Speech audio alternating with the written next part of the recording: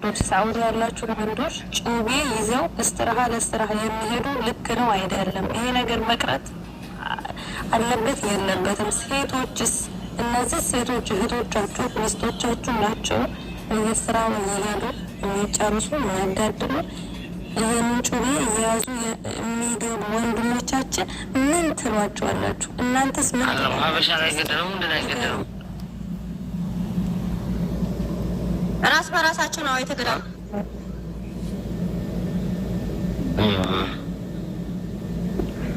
በጣም ያሳዝነው። እንግዲህ ፈጣሪ ነፍሱን ለገነት ያርግለው አይባልም። በጣም ከባድ ነው። ያሳዝናል። ራሳችሁን የጠበቃችሁ ወንዶችም ሴቶችም በቃ ራሳችሁን ጠብቁ። ለራሳችሁ ቦታ ስጡ። ለራሳችሁ ጊዜ ስጡ። አንገታችሁን ደፍታችሁ ስራና ስራ ከሆነ ስራችሁ። ከዛ ውጭ ግን ሁሉም ስትሞት ለሁለት ቀን ብቻ ነው የሚለቀስበት። ከዛ ውጭ ትረሳለህ ወይ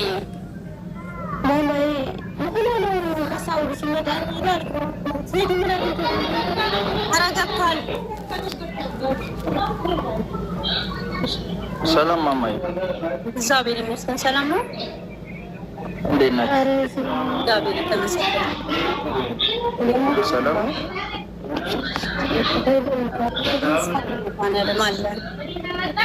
ምን ተፈጥሮ ነው ሪያድ ላይ ዛሬ? ወንድማችን እንኳን በምን የተነሳ ነው? እንደው ያን ሙሉ መረጃ የለንም። ያው መሞቱ ምናምን ሪያድ ነው። ራስ በራሳቸው ነው በብሔር ጉዳይ ምናምን?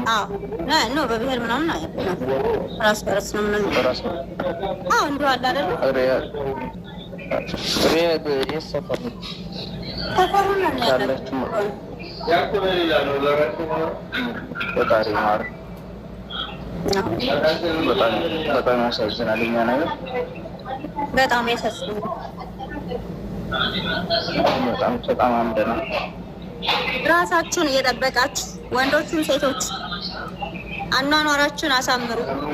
ከሞት ለአንድ ቀን ብቻ ነው የሚታዘንልህ። አንድ ቀን እዚህ ለአንድ ቀን ብቻ ነው የሚታዘንልህ። ገባህ? እኔ ዛሬ ብሞት ለዛሬ ፎቶ ልትለጥፍ ትችላለህ፣ ሸር ልታደርጉት ትችላላችሁ። መከረኛ እናት ግን ዘላለም ከእሳት ትነዳለች እናት ማለት ነው። እኛ ነን። ስለዚህ ለራሳችሁ በቃ ራሳችሁን ጠብቁ። ሴቶችም ወንዶችም ስራ ከሆነ ፎከሳችሁ ስራ ይሁን። ከዛ ውጭ ያለ ነገር ለምንድን ነው በቃ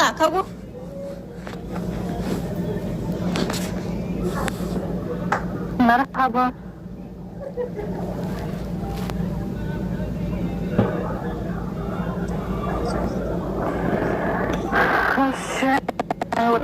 ሁልህንም ያስረዳ፣ ሁልህንም ያስተምርሃል።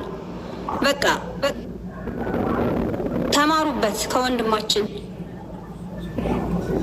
ወጣቱ ነው መሞት ያሳዝናል። ግን የሚገርመው ነገር በሆነ አጋጣሚ ያኔ ለስራ አንዳንድ የተለያዩ ቦታዎች ሄድ ነበረ። ግን በይብለጥ ደግሞ ለአደጋ የሚጋለጡት ወደታች ያሉት ናቸው። ለምሳሌ ወደ ራያ ያሉት አብዛኛው የሚዋጉበትን ሳይይዙ አይንቀሳቀሱም። ያ እሱ ነው ውዴ፣ እሱ ነው። ሁለተኛ ነገር ደግሞ ሴቶች፣ አብዛኛው ሴቶች በተለይ ሳኡዲ ላይ ያሉ ሴቶች ከሚሰሩ ይልቅ ሺሻ ቦታዎች ናቸው ብዙዎቹን የምታገኟቸው። ስለሌላ ቦታ ሳይሆን በተለይ ጅዳ ውስጥ ስላሉት። ጅዳ ሆነ ማለት ከጅዳ ሪያድ እንግዲህ ከተማ ነው። ጅዳ እንደዚህ ሆነ ሪያድ እንደዛ የማይሆንበት ምንም ምክንያት የለውም። በጣም ስለዚህ አሁን ላይ አንዱ የያዛትን ሌላው መያዝ ይፈልጋል። የመጀመሪያ እንኳን ከወንድ ጋር ብትሄዱ እንኳን የተሻለ ወንድ ስታገኝ እዛኛው ጋር መሄዱ አይቀርም። ምክንያቱም ሱስ አለባታ። ገባችሁ? ስለዚህ እንደዛ ያን አይደለም። ይሄ ነው እኛ ከሴት ጋር ነው አይደለም። ይሄ ኤግዛምፕሉ ገባሽ አይደለ? አሁን ብዙ ሴቶች እስትራሃ ለእስትራሃ የሚሄዱ ሴቶች አሉ፣ ወንዶች ያለ ፕሮግራም ገባሽ? የሆነ ፕሮግራም እኮ ሴርሞኒ ይኖርሻል። ያ ግን ሁሌ አይደለም። በተደጋጋሚ ግን የሚወጡ አሉ። አለባበሳቸውን ሳያሳምሩ የሚዞሩ ሴቶች አሉ። አበያቸው የተቀደደ አበያስ የለበሱት ሱሪ በውስጥ የተቀደደ ጅንስ ሱሪ ለብሰው ያን ለብሰው እዚህ ሀገር ታውቂያለሽ፣ የተከበረ ሀገር ነው። ገባሽ? ሁለተኛ ነገር ደግሞ በሴት ላይ ሆን ይችላል ብላችሁ የምትሉት ጥያቄን ጠይቃችሁ ያኔ እስከቻላችሁ ድረስ መልሱልኝ። ለምሳሌ ይሄ ልጅ ወዴታች ነው? ያው ወንድ ነው፣ ራያ ነው። ይሄንን ማንም ያውቃል። صح?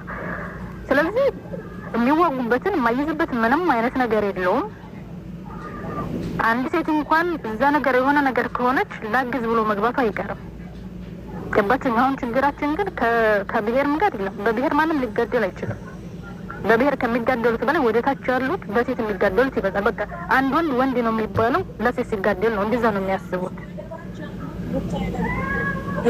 እኔ ግን አብዛኛው ይይዛሉ ስለማይሄዱ ነው። ወደ ላይ ያሉት ወደኛ ስለማይሄዱ ነው። ስትራ እንጂ እኮ ካልሄዱ ለምሳሌ አሁን አንቺ አሁን ከተማው ሁሉም ይይዛሉ። ይሄ ነገር ይኸውልሽ፣ አሁን አንቺ ስታስተምሪ ይሄ ጩቤ የሚባለው ነገር ይቅር፣ በቃ ይቅር። ዱላ በቃ ዱላ ባህላችን አይደል? ዱላ ይቅርታ ማማዬ፣ አሁን በምን እንደሆነ ስለማናውቀው ሌላ ነገር ነው። ግን መቼ ነው ወጣው ፈጣሪ ነፍሱ ነው መቼ ነው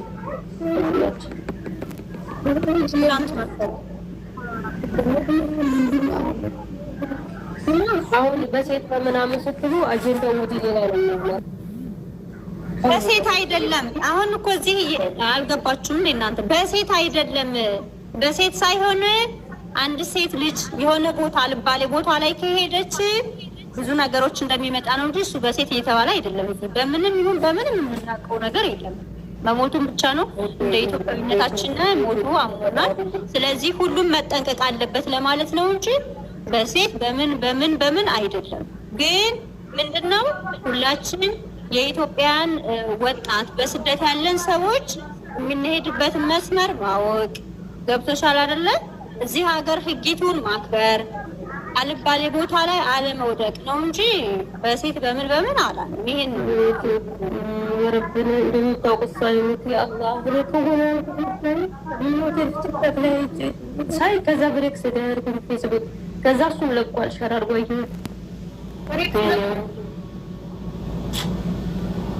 ብሬክ ሳው መስፎታል።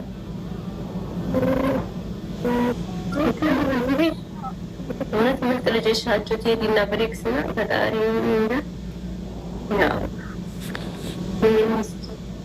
ሰላም አለይኩም፣ እንደት ናችሁ?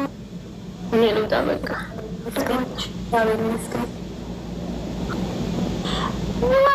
ይሄ ልጅ ባላ ቴዲዬ ምን ሆኖ ነው? ራሱ ፊቱን ራሱ ሞት ማለት ነው። ዩቲዩብ ላይ ምናምን ለቆ ነበር ወላሂ መሰለታ ነው ሞቱ ነው። ሞት ማለት ብሬክስ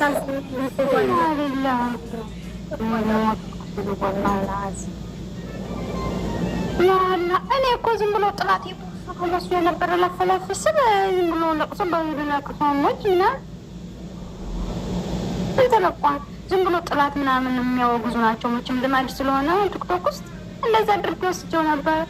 ሁሌ ለረጅም ዓመት እንከታተለው ነበር በእነ ብሬክስ ጋር ማለት ነው። ያ አላህ ከባድ ነው። ወደ ኖ እንግዲህ ራስ በራሳቸው ነው የተባለው።